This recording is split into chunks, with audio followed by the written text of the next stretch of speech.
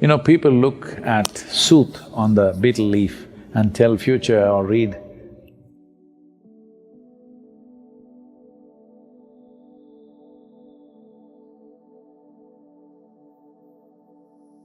So there is a culture where the lamp sooth is collected on the betel leaf. Maybe many of you don't know what is a betel leaf. Betel leaf and perception have been connected because it is a neurological stimulant, nervous stimulant rather. If you consume it, your nerves will go into mild like that. So your neurological complexity and neurological activity and your perception are directly related.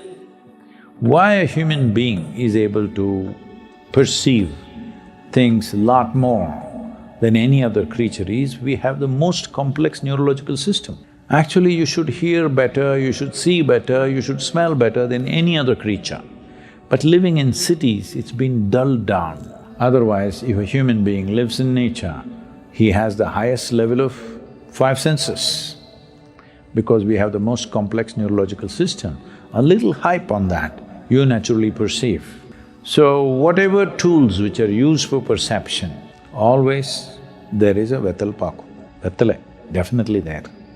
So Devi, Hanuman and various other gods and goddesses are always covered with this particular leaf, and then this leaf is used. See, anything that touches anything leaves a certain imprint. Right now you're sitting here. If we bring your dog after you're gone, he knows where you were sitting, yes or no? So any contact, you always leave something and take something. This is what we call as runanubandha. If you're fine within you, you're looking how to enhance this life, then you want to minimize the contact, because too much contact will cause aberrations in your ability to see life the way it is. Now, Betel Paku or Vettale particularly enhances that. So anything connected with Devi always is related to Vettale. This is strange for, because many Indians fight with this because they don't know what it is. So they think they must place the leaf, the point towards the goddess. No, always the stem towards the goddess. It looks like it's being offered to you, but that's what it is for you.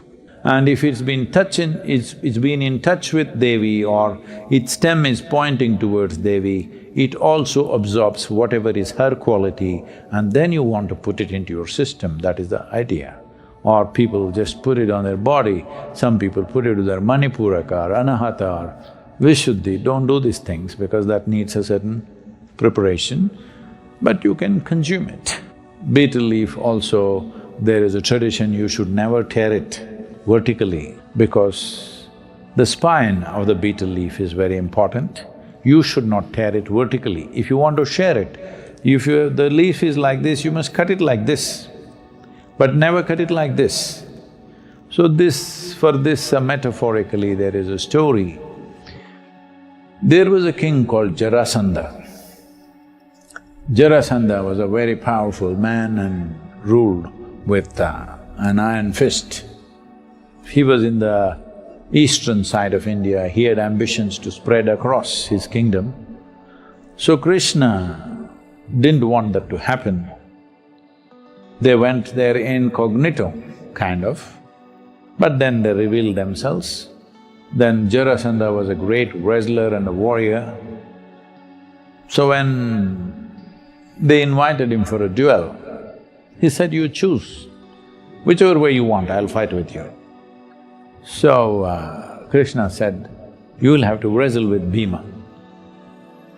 Jarasandha was as strong as bheema and as skilled as bheema, so he said, "Fine." So they got into a wrestling match. They say this match went on for 13 days. Maybe they slept in the night, but 13 days match went on without a decision. Both were absolutely exhausted. They could barely stand up. Both were so exhausted, but nobody was defeated. Then Krishna just sat there looking at Jarasandha. Whatever you do, the guy doesn't die. What is it? He looked at it. Then he saw that he had a boon. Unless he is torn into two pieces, he will not die. So Krishna was sitting there eating betel leaf and nut. He took a betel leaf. Out of sheer frustration, Bheema looked at him, what am I supposed to do? I'm finished. That guy is not dying, I won't give up. It's going on endlessly, what to do? Krishna took the betel leaf and split it vertically.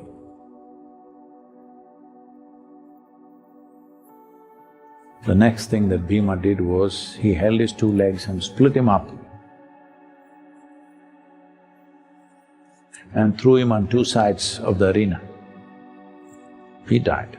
So, splitting the Betel in vertically is a wrong thing to do in the homes. It's never done that if you want to share it, you always break it in half like this, because probably this is just a story to tell you, but the important thing is, the most important part of the leaf is the spine. So if you share it with somebody, they must also get a piece of the spine. If you tear it this way, you may get it or they may get it. Both will not get it. So when you break it like this, both will get the spine and the stem in some way. So that's the reason why betel leaf and Devi are very connected, because both are for perception, both are for enhancing human perception.